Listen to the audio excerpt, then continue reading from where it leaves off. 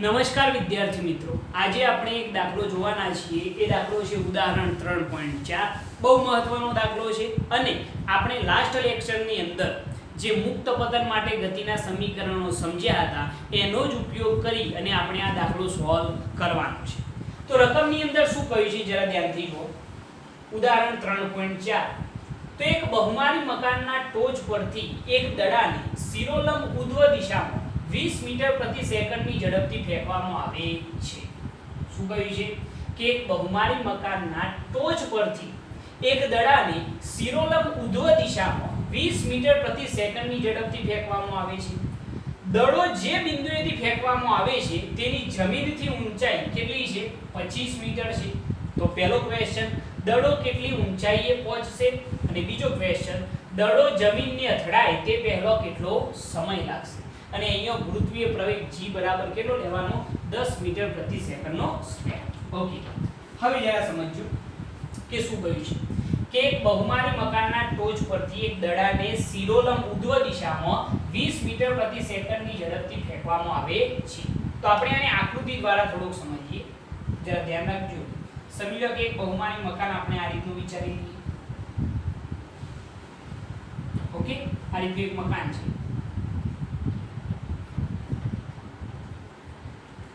આ જે છે આપણી જમીન છે, બરોબર. એક બહુમાળી મકાનના ટોચ પરથી એક દડાને શિરોલંબ ઉધ્વ દિશામાં 20 મીટર પ્રતિ સેકન્ડની ઝડપથી ફેંકવામાં આવે છે. આ જે ટોચ છે એ ટોચ પરથી એટલે કે અહીંયા આગળથી એક દડાને કેટલી ઝડપે ફેંકવામાં આવે છે? તો 20 મીટર પ્રતિ સેકન્ડની ઝડપે ફેંકવામાં આવે છે. એટલે કે પ્રારંભિક વેગ v0 બરાબર કેટલો છે? 20 મીટર પ્રતિ સેકન્ડની ઝડપથી ફેંકવામાં આવે છે. આ વેગ આપણે ધન લઈશું. ઉધ્વ દિશામાંનો વેગ ધન લેવામાં આવે છે, અધો દિશામાંનો ઋણ. ઓકે, દડો જે બિંદુએથી ફેંકવામાં આવે છે તેની જમીનથી ઊંચાઈ કેટલી છે? 25 મીટર. આ જે બિંદુએથી દડો ફેંકવામાં આવ્યો, ધારો કે એ બિંદુ, એની જમીનથી ઊંચાઈ કેટલી છે? તો 25 મીટર. 25 મીટર ઊંચાઈએથી આ દડાને ફેંકવામાં આવ્યો છે. તો દડો કેટલી ઊંચાઈએ પહોંચશે એ આપણે શોધી કાઢીએ. જરા જુઓ, આ આપણું બહુમાળી મકાન, બરોબર. આ બહુમાળી મકાનની ટોચ પરથી એક દડાને v0 બરાબર 20 મીટર પ્રતિ સેકન્ડની ઝડપથી ઉધ્વ દિશામાં ફેંકવામાં આવ્યો. હવે જ્યારે ઉધ્વ દિશામાં ફેંકવામાં આવે ત્યારે કેટલી મહત્તમ ઊંચાઈ પ્રાપ્ત કરે છે? મહત્તમ ઊંચાઈ આપણે શોધવાની છે, બરોબર. તો એક વસ્તુ સમજો કે તમે જ્યારે કોઈ દડાને ઉધ્વ દિશામાં ફેંકો છો, તમે કોઈ દડાને ઉધ્વ દિશામાં ફેંકો છો, મેં આ દડાને આ મકાનની ટોચ પરથી કેટલી ઝડપથી ફેંક્યો? તો 20 મીટર પ્રતિ સેકન્ડની ઝડપથી ફેંક્યો. હવે આ દડો કેટલી મહત્તમ ઊંચાઈ પ્રાપ્ત કરશે? તો તમે જ્યારે કોઈ દડો ફેંકો છો તો એ વખતે જ્યારે એની મહત્તમ ઊંચાઈએ જાય પછી એ કયો આવે? જમીન પર પાછો આવે. તો જ્યારે આ દડો એની મહત્તમ ઊંચાઈ પ્રાપ્ત કરે છે તો એ વખતે ક્ષણવાર માટેનો વેગ કેટલો થાય? 0 થાય. અને પછી કયો આવે? જમીન પર આવે. તમે સમજો અહીંયાથી દડો ફેંક્યો તો કેટલી ઝડપે ફેંક્યો? 20 મીટર પ્રતિ સેકન્ડ. હવે એની મહત્તમ ઊંચાઈ પ્રાપ્ત કરે, મહત્તમ ઊંચાઈ, તો એ વખતે ક્ષણવાર માટેનો વેગ કેટલો થાય? 0 થાય. અને પછી દડો કયો આવે? જમીન પર આવે. મતલબ કે જ્યારે આ દડો એની મહત્તમ ઊંચાઈ h પ્રાપ્ત કરે છે એ વખતે એનો વેગ v બરાબર કેટલો થાય? 0 થાય. અને પછી આ દડો અહીંયાથી ગતિ કરી અને ધીરે ધીરે ધીરે ધીરે કયો આવશે? જમીન પર આવશે. આ રીતે c બિંદુ પાસે આવશે. આ રીતે a થી ગયો જાય b અને b થી ગયો આવે છે c આવે છે. પહેલા આટલી વસ્તુમાં ખબર પડી. રકમને એક્ઝેક્ટ સમજશો તો મજા આવશે. દાખલો બહુ સરળ છે. એક બહુમાળી મકાનના ટોચ પરથી, આ બહુમાળી મકાન અને આ એની ટોચ, એ ટોચ પરથી એક દડાને શિરોલંબ ઉધ્વ દિશામાં 20 મીટર પ્રતિ સેકન્ડની ઝડપથી ફેંકવામાં આવે છે. કેટલી ઝડપથી ફેંક્યો? 20 મીટર પ્રતિ સેકન્ડની ઝડપથી ફેંક્યો. એ વેગ આપણે ધન લઈશું કારણ કે ઉધ્વ દિશામાં છે, બરોબર. ઝડપથી ફેંકવામાં આવે છે. દડો જે બિંદુએથી ફેંકવામાં આવે છે તેની જમીનથી ઊંચાઈ, આ એ બિંદુની જમીનથી ઊંચાઈ કેટલી છે? 25 મીટર. તો દડો કેટલી મહત્તમ ઊંચાઈ પ્રાપ્ત કરશે એ મહત્તમ ઊંચાઈ h આપણે શોધવાની છે, બરોબર. હવે જરા વિચારજો કે આપણે મહત્તમ ઊંચાઈ શોધવી હોય તો એના માટે આપણે સૂત્ર એપ્લાય કરીએ કે ગતિના સમીકરણ નંબર 3 પરથી તમે જાણો છો કે આપણે સૂત્ર લખતા હતા v2 v02 બરાબર 2ax, પરંતુ આ પ્રવેગ છે. અહીંયા કયો પ્રવેગ ધ્યાનમાં લેવાનો? તો આપણે જ્યારે આ દડાને ઉધ્વ દિશામાં ફેંકીએ છીએ તો દડા તરફ અધો દિશામાં જે પ્રવેગ લાગે છે એ પ્રવેગ શું હશે? ગુરુત્વીય પ્રવેગ g. અને એ અધો દિશામાં છે એટલા માટે એની નિશાની કેવી રાખવી પડે? ઋણ રાખવી પડે. એનું મૂલ્ય આપણે -10 મીટર પ્રતિ સેકન્ડ સ્ક્વેર લઈશું. ઓકે, કારણ કે અધો દિશામાં ઉધ્વ દિશામાંનો વેગ કેવો લીધો? ધન. અધો દિશામાંનો પ્રવેગ હોય તો કેવો રાખવાનો? ઋણ રાખવાનો. તો અહીંયા આગળ જોજો સૂત્ર શું બને છે. તો v2 v02 બરાબર 2gh. આવું સૂત્ર બને. v2 v02 બરાબર શું થશે? 2gh. આના ઉપરથી પ્રવેગ જે છે કયો પ્રવેગ? g. નિશાની હું પછી મૂકું છું મૂલ્યની અંદર. અને x બરાબર જે મહત્તમ ઊંચાઈ પ્રાપ્ત કરે છે એને મેં h કહેલી છે. ઓકે, આ વસ્તુ ધ્યાન રાખજો કે દડો જ્યારે એની મહત્તમ ઊંચાઈ પ્રાપ્ત કરે એ વખતે એનો વેગ ક્ષણવાર માટે કેવો થાય? શૂન્ય થાય. તમે કોઈ પણ વસ્તુ જ્યારે ઉધ્વ દિશામાં ફેંકો છો ત્યારે સમજો આ માર્કર છે, આ માર્કર એની મહત્તમ ઊંચાઈ પ્રાપ્ત કરે ત્યારે એ વખતે એનો જે વેગ છે, જે અંતિમ વેગ છે એ ક્ષણવાર માટે કેટલો થાય? શૂન્ય થાય. અને પછી એ કયો આવે? જમીન પર આવે.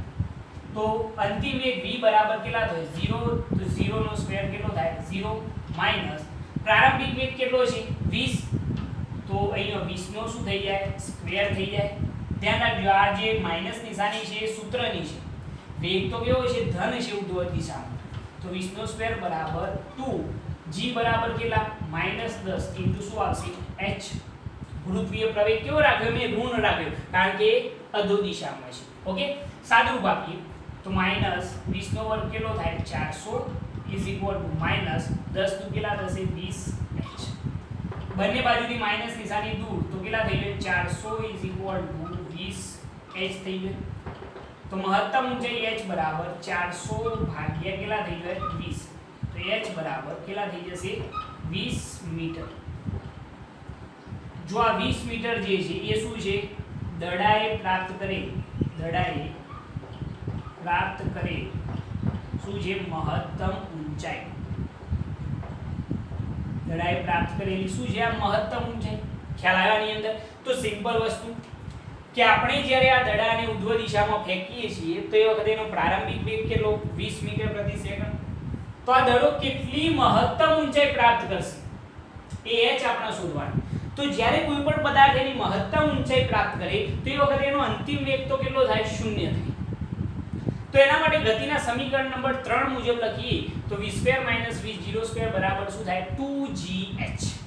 બરોબર, આના ઉપરથી લખેલું છે. અંતિમ વેગ 0 માઈનસ v0 પ્રારંભિક વેગ કેટલો? 20 તો એનો square is equal to 2g ની કિંમત -10 ઇન્ટુ શું આવશે? h. ઓકે, ગુરુત્વીય પ્રવેગ ઋણ રાખવો પડશે. ધ્યાન રાખજો કારણ કે પ્રવેગ ગુરુત્વીય પ્રવેગ અધો દિશામાં હોય. ગુરુત્વીય પ્રવેગ તો હંમેશા ઋણ જ આવે. કેમ? એનું રીઝન શું છે? કારણ કે ગુરુત્વીય પ્રવેગ હંમેશા અધો દિશામાં જ હોય. ઓકે, તો -20 નો વર્ગ 400 ઇઝ ઇક્વલ ટુ -20h. બંને બાજુથી માઈનસ નિશાની દૂર તો મહત્તમ ઊંચાઈ h બરાબર 400 ભાગ્યા 20. એટલે મહત્તમ ઊંચાઈ કેટલી પ્રાપ્ત કરશે? તો 20 મીટર જેટલી મહત્તમ ઊંચાઈ પ્રાપ્ત કરશે. ઓકે, પહેલા ક્વેશ્ચનનો જવાબ થઈ ગયો. હવે એના પછી બીજો ક્વેશ્ચન. દડો જમીનને અથડાય તે પહેલો કેટલો સમય લાગશે? આ દડો જે છે a થી b ગયો અને મહત્તમ ઊંચાઈ પ્રાપ્ત કરીને પાછો ક્યાં આવવાનો? જમીન પર. તો દડો જમીનને અથડાય તે પહેલો કેટલો સમય લાગશે? સમય આપણે શોધવાનો છે. તો ઈઝીલી શોધી શકાય. કઈ રીતે જરા જુઓ. તો એના માટે આપણે એવું વિચારો કે જમીન જે છે તળિયું ત્યાં આગળ આપણે x બરાબર કહેવા હોય તો શું કહેવાય? 0. જે જગ્યાએથી આપણે દડાને ફેંકીએ છીએ એ જમીનથી કેટલી ઊંચાઈ છે?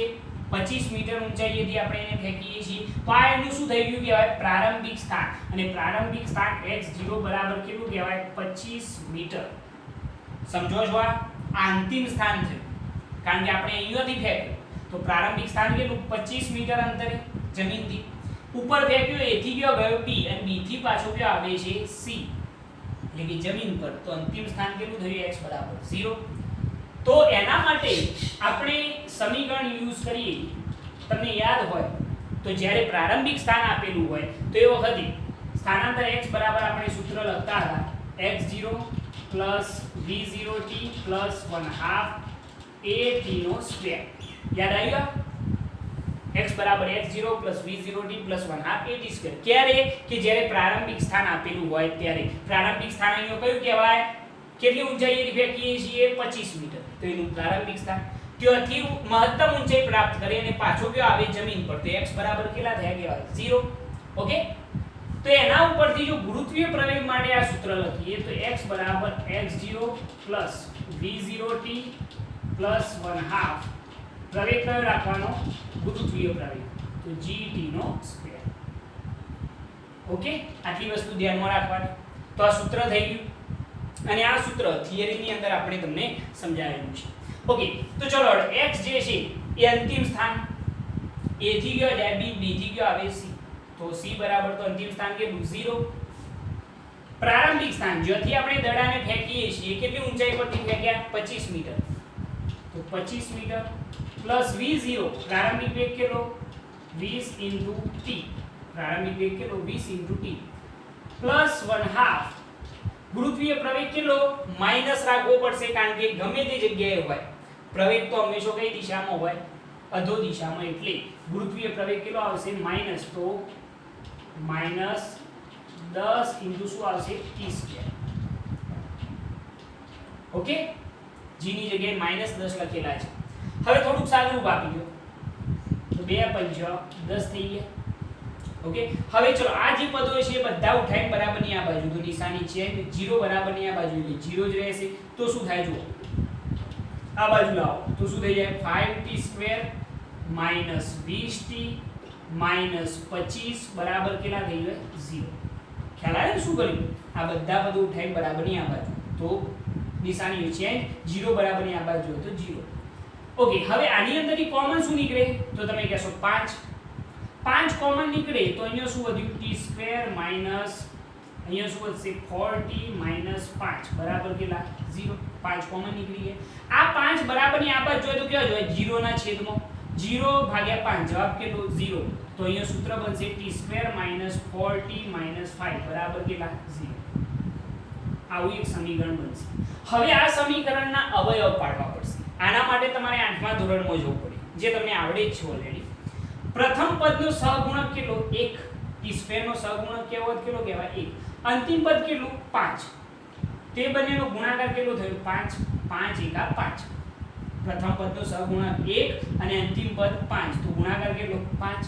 હવે 5 ના એવા બે ભાગ પાડો, 5 ના એવા બે ભાગ પાડો કે જેથી મધ્યમ પદનો સહગુણક મળે. આ જે છે 5 ના એવા બે ભાગ પાડો કે જેથી મધ્યમ પદનો સહગુણક મળે. તો સાહેબ ઈઝી, બે ભાગ 5 × 5, આ -5 આ +1 બરોબર છે. તો બે અવયવ કયા પડી જાય આના?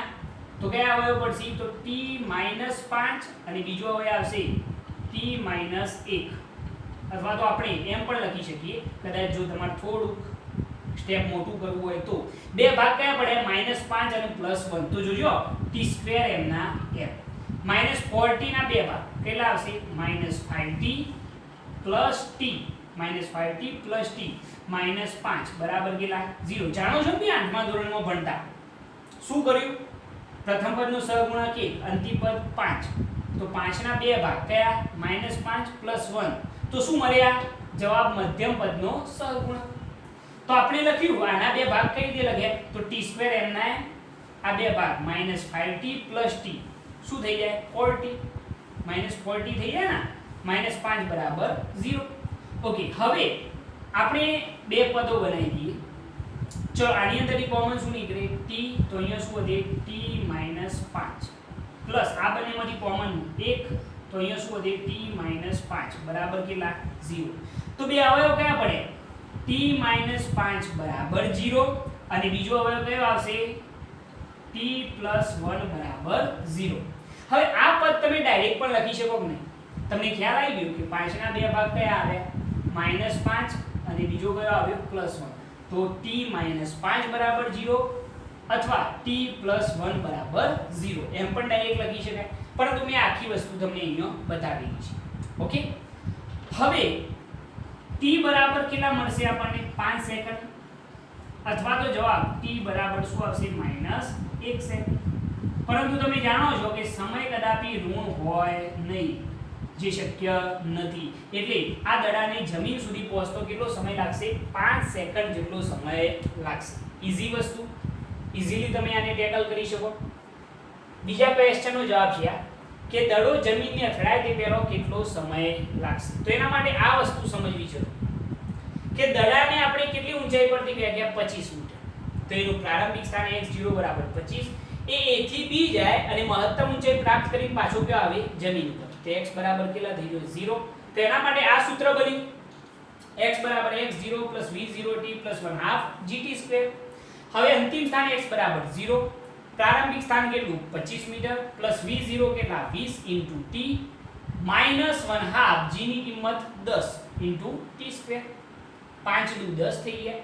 આ બધા જ પદો બરાબરની આ બાજુ એટલે નિશાની ચેન્જ = 0. બધામાંથી 5 કોમન કાઢ્યા તો અહીંયા શું વધ્યું? t² - 4t - 5 બરાબર 0. ઓકે, હવે આ 5 બરાબરની આ બાજુ જો તો 0 ના છેદમાં એટલે 0 થઈ ગયો. તો સૂત્ર શું બન્યું? t² - 4t - 5 બરાબર 0. હવે અહીંયાથી આટલું સ્ટેપ તો ફાવે ને ભાઈ, 8મા ધોરણનું છે, ઈઝીલી ફાઈ જાય કે પ્રથમ પદનો સહગુણક 1, અંતિમ પદ કેટલું? 5.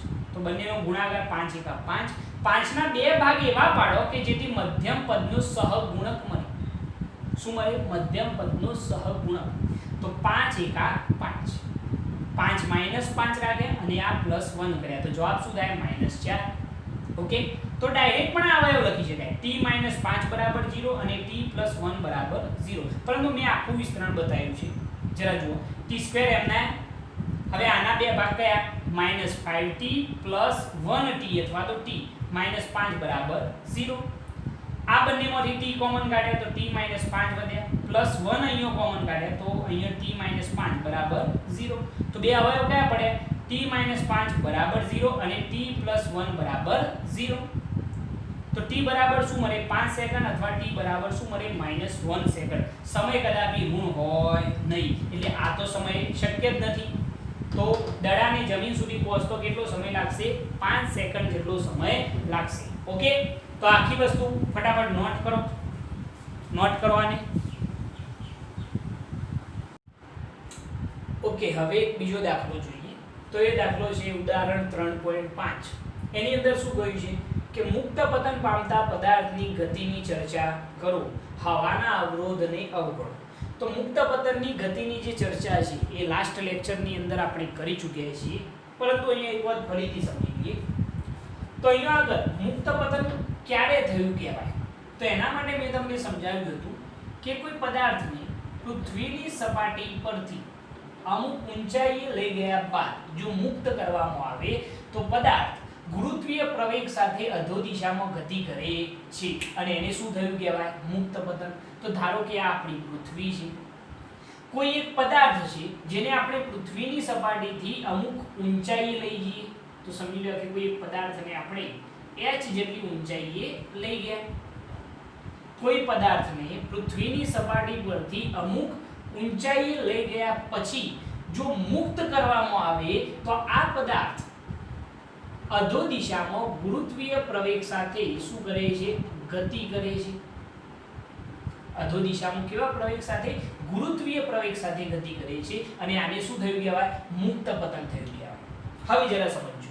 તો આપણે જ્યારે આ પદાર્થને પૃથ્વીની સપાટીથી અમુક ઊંચાઈએ લઈ ગયા તો હજી મેં એને છોડ્યો નથી. તો જ્યાર જો સુધી એ મારા હાથમાં હોય ત્યાર જો સુધી એનો પ્રારંભિક વેગ v0 બરાબર કેટલો કહેવાય? 0. હવે જ્યારે એને છોડી દેવામાં આવે તો એ અધો દિશામાં કેવા પ્રવેગ સાથે? તો એ બરાબર -g એટલે કે ગુરુત્વીય પ્રવેગ સાથે શું કરે છે? ગતિ કરે છે. અને એને શું થયું કહેવાય? મુક્ત પતન. જો પૃથ્વીની સપાટી પર એનો વેગ કેવો હોય તો આપણે v કહી શકીએ. અહીંયા આપણે હવાનો અવરોધ શું કરીએ છીએ? અવગણીએ છીએ. હવાનો અવરોધ અવગણતો. Okay, perfect. આને શું થયું કહેવાય? મુક્ત પતન થયું કહેવાય. અને યાદ રાખજો કે ગુરુત્વીય પ્રવેગ જે છે એ હંમેશા અધો દિશામાં, એટલા માટે પ્રવેગ હંમેશા કેવો રાખવાનો? ઋણ જ રાખવાનો છે. ઓકે, હવે જરા જુઓ, વ્યાખ્યા ક્લિયર થઈ. મુક્ત પતન કોને થયું કહેવાય? જે ઓલરેડી આપણે સમજાવેલું છે કે કોઈ પદાર્થને પૃથ્વીની સપાટી પરથી અમુક ઊંચાઈએ લઈ ગયા પછી મુક્ત કરવામાં આવે તો એ પદાર્થ અધો દિશામાં ગુરુત્વીય પ્રવેગ સાથે ગતિ કરે છે, જેને શું થયું કહેવાય? મુક્ત પતન થયું કહેવાય. હવે આપણે એનો સમીકરણો જો લખીએ તો તમે જાણો છો કે અચળ પ્રવેગી ગતિનો જે સમીકરણો છે, અચળ પ્રવેગી ગતિનો સમીકરણ તમે જાણો છો કયો કયો હતો? v બરાબર v0 પ્લસ at, એના પછી હતું x બરાબર v0t પ્લસ 1/2 at સ્ક્વેર, અને ત્રીજું હતું v square minus v0 square બરાબર 2ax. હવે આ સમીકરણોનો ઉપયોગ કરી અને આપણે મુક્ત પતન માટે ગતિનો સમીકરણો તૈયાર કરી શકીએ છીએ. બહુ સિમ્પલ. કઈ રીતે જરા જુઓ. સમજી લો કે પહેલું સમીકરણ તૈયાર કરીએ તો આપણું અચળ પ્રવેગી ગતિનું સમીકરણ v બરાબર v0 પ્લસ at. મેં તમને કહ્યું કે ગુરુત્વીય પ્રવેગ હંમેશા કેવો લેવાનો? ઋણ લેવાનો, કારણ કે પદાર્થ અધો દિશામાં ગતિ કરતો હોય કે પછી ઉધ્વ દિશામાં ગતિ કરતો હોય, ગુરુત્વીય પ્રવેગ તો કઈ દિશામાં લાગવાનો? અધો દિશામાં જ લાગવાનો ને. તમે સમજી લો કે કોઈ પદાર્થ હોય એને ઉધ્વ દિશામાં ફેંકો તો પણ ગુરુત્વીય પ્રવેગ તો કઈ દિશામાં? અધો દિશામાં. જો પદાર્થ અધો દિશામાં ગતિ કરતો હોય તો પણ ગુરુત્વીય પ્રવેગ કેવો હોય? અધો દિશામાં જ હોય. એટલે ગુરુત્વીય પ્રવેગ આપણે હંમેશા ઋણ રાખીએ છીએ. ઓકે, તો જરા જુઓ આ સૂત્ર શું બન્યું? તો v બરાબર v0 પ્લસ ગુરુત્વીય પ્રવેગ શું લખવાનું? g, તો minus g into t. v બરાબર v0 માઈનસ શું લખાય? gt. ઓકે, હવે તમે જાણો છો, આને તમે સૂત્ર ના બનાવતા આ રીતે લખજો. આ સમીકરણ પરથી v બરાબર v0 માઈનસ શું લખાય? gt. પ્રવેગની જગ્યાએ મેં શું લખ્યું? ગુરુત્વીય પ્રવેગ, અને એ પણ કેવો રાખ્યો? ઋણ રાખ્યો. ઓકે, હવે જરા જુઓ કે આ પ્રારંભિક વેગ જે છે એ તો કેવો હોય? શૂન્ય. આપણા હાથમાં જ્યાર જો સુધી આ પદાર્થ હતો ત્યાર જો સુધી એનો આપણે એને છોડ્યો નથી તો પ્રારંભિક વેગ કેટલો કહેવાય? શૂન્ય. તો v બરાબર 0 માઈનસ શું કહેવાય? gt. તો v બરાબર સૂત્ર શું થઈ ગયું? Minus g into t. v બરાબર સૂત્ર શું થઈ ગયું? Minus gt. હવે આની અંદર કિંમતો જો એપ્લાય કરવી હોય તો v બરાબર માઈનસ g ની કિંમત 9.8 મીટર પર સેકન્ડ સ્ક્વેર લેવામાં આવે છે, ગુરુત્વીય પ્રવેગનું મૂલ્ય. તો 9.8 ઇન્ટુ શું કહેવાય? t. એટલો શું આવશે? વેગ છે એટલા માટે મીટર પર સેકન્ડ. ઓકે, તો આ પહેલું સમીકરણ થયું. કોના ઉપરથી મેળવ્યું ભાઈ? ગતિના સમીકરણ પરથી. v બરાબર v0 પ્લસ at. તો v બરાબર v0 પ્રવેગની જગ્યાએ શું લખ્યું? Minus g into t. Minus કેમ લખ્યા ખબર પડી? કારણ કે અધો દિશા. v0 જે છે પ્રારંભિક વેગ 0, તો એની જગ્યાએ 0, તો v બરાબર 0 minus g into t. Okay, એના પછી v બરાબર શું થઈ જાય? માઈનસ gt થઈ જાય. g ની કિંમત 9.8, તો માઈનસ 9.8 ઇન્ટુ t. ઓકે, આ પહેલું સમીકરણ.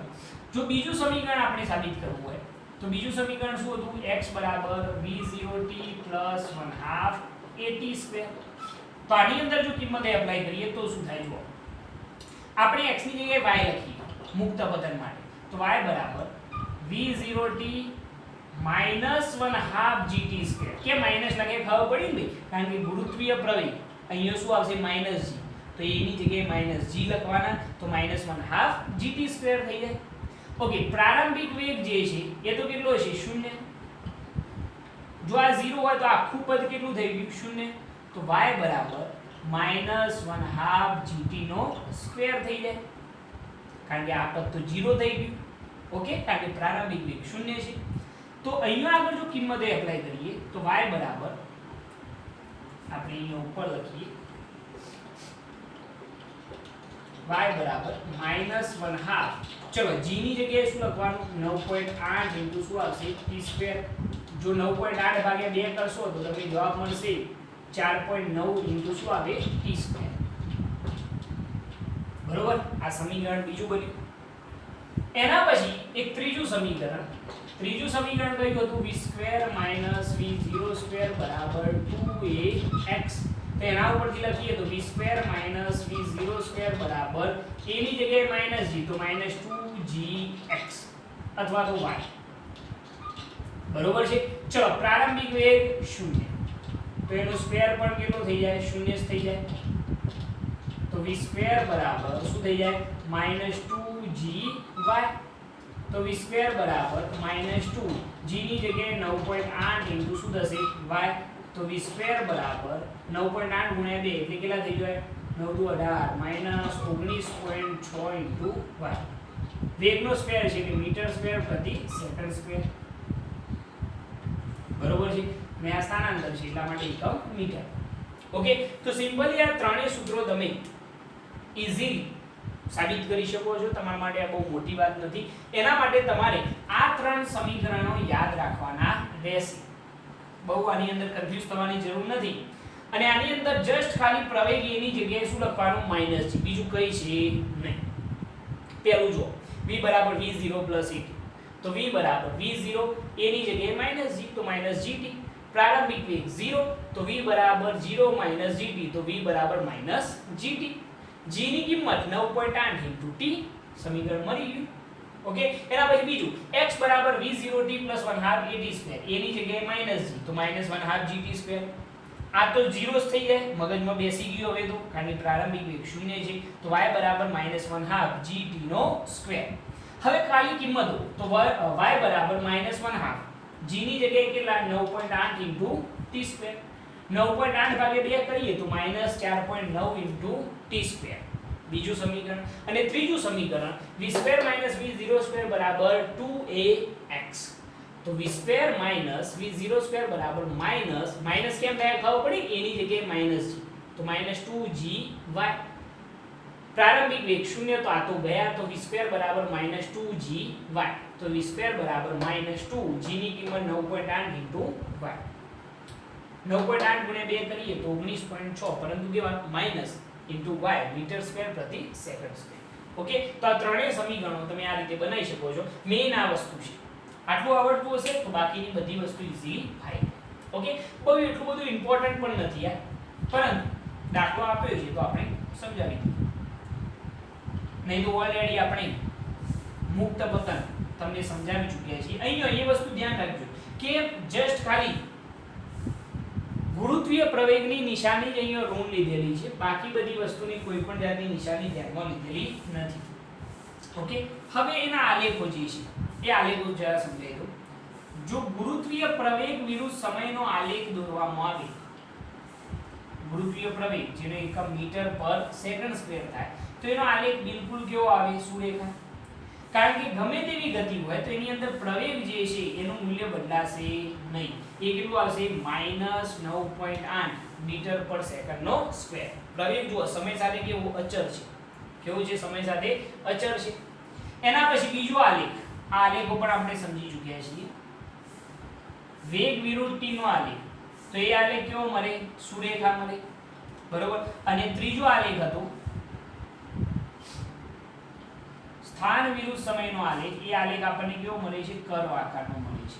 ઓકે, આ તમે જાણો છો. આ ત્રણેય આલેખ પણ તમારે આની અંદર દોરવાના રહેશે. ઓકે, બાકી બધી વસ્તુ સરળ છે, ઈઝીલી તમે આને ટેકલ કરી શકો. હું નથી માનતો કે આની અંદર તમને કોઈ પણ જગ્યાએ તકલીફ પડે. ઓકે, નેક્સ્ટ ટાઈમ આપણે એક નવા લેક્ચર સાથે હાજર થઈશું. ત્યાં સુધી જય ભારત, જય હિન્દ.